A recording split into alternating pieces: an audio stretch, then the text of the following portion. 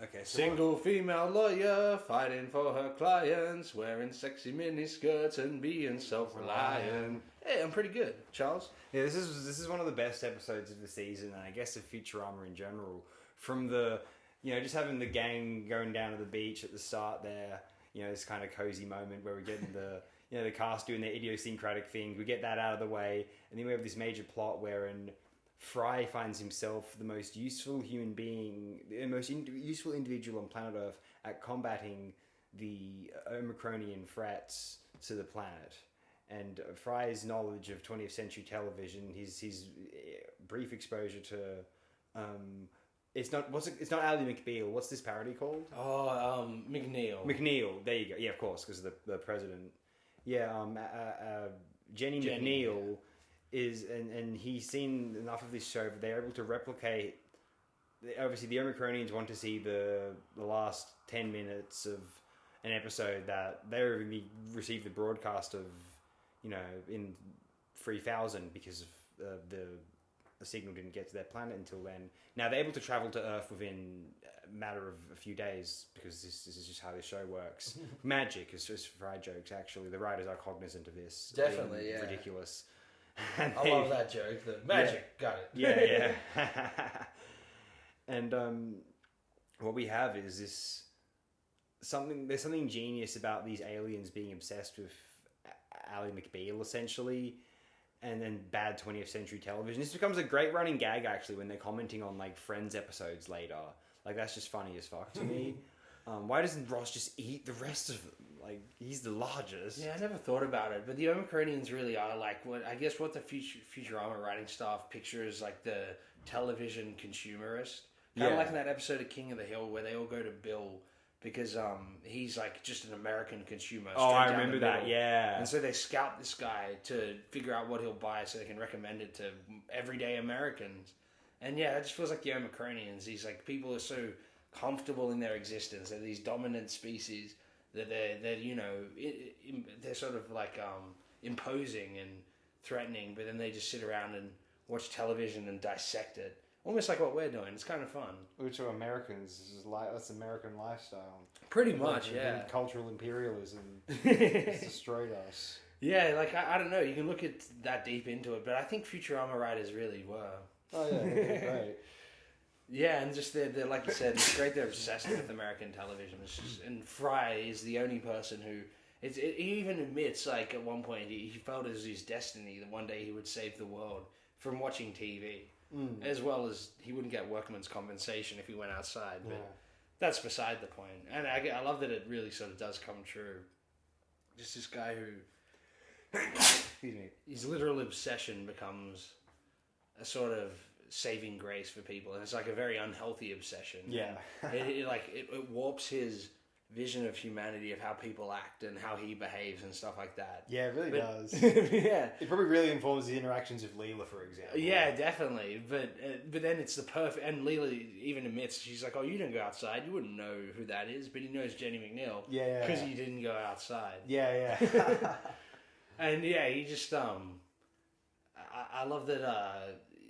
This contrived world that exists called television, where at the end of every episode, the status quo is back, everything's just the same. Yeah. That he can actually sort of formulate that to a point of convincing the Omicronians, but yeah, he can barely interact in any other degree. He's just an expert at this one thing, which is television.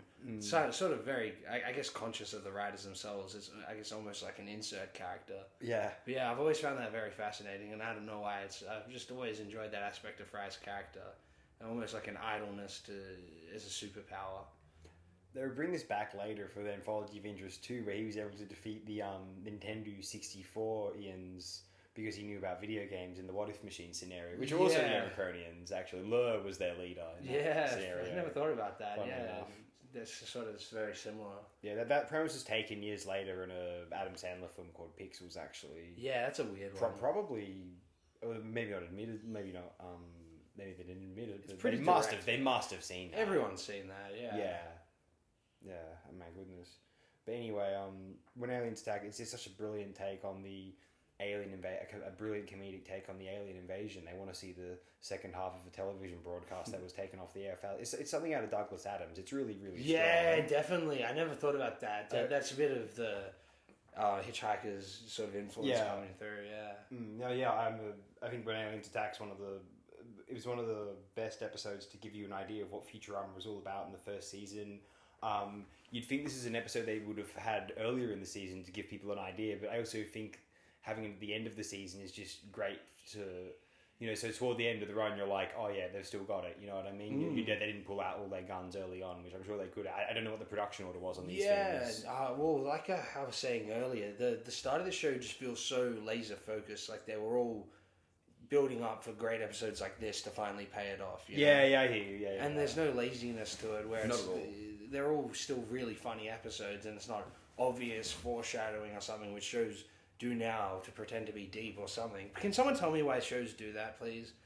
Because people are dumb and the writers are dumb. I just get the feeling it's because, like, in somebody's you need to be told why things English class, they told them about the Chekhov gun thing, and they're like, yeah, I've got to contrive that theory into things every need to follow rules. You know how when you're reading Shakespeare and you're like, yep, this is good because it's following rules? Oh, wait, no, because he's got a fucking hat. That's a good point, yeah. Mind you, that's how I saw it in school, to be fair. A little bit. No, not even. Depends who your teacher is. But yeah, the Futurama just, this episode wouldn't be the same at the start of the season, come to think of it. Yeah. It slots in here perfectly, just at the end, and gives you a bit of, it's a bit of dessert for the end of the season before the bitter aftertaste. Oh, speaking of dessert, that's our last episode of the season. Yeah. Is there anything else you want to say about Aliens Attack? No, this one is, I think, all been covered. Like, I'm sure I've missed a few things, as in every episode we could probably talk about for an hour each. But every now and then I'll think of a joke and I'll be like, I ought to have mentioned that joke because that was really funny. Yeah, me too. Like, roommate, the one I quoted you today, I know, but I forgive you. I ought to have mentioned that in the video. Because every line in my roommate is funny, so we did say that in the video. So, if you want all the funny lines, we can't give them to you. Our delivery is probably not as good, but... There's Billy West, John DiMaggio, Katie Seagal. It's like Phil Lamar. I guess we never quite got into that yet. How all-star Lauren Tom. Yeah, the voice Frank acting Welker, Nibbler. Yeah, Nibbler's voice is great too. They all just sort of do an amazing job. I mean, veterans of voice acting and whatnot, I suppose, like Pinky and. I don't know if Billy West did much before this, but he's definitely done a lot after. Billy West was he was Stimpy, yeah. And he was red as well after John Kay was kicked off. Yeah, that's true. And Stimpy's a great voice. Yeah, Stimpy and Fry, what a career. Yeah, I'm all good for this episode. Great cast, great episode. All right, I guess we're moving on then. Thanks, everyone. Thank you.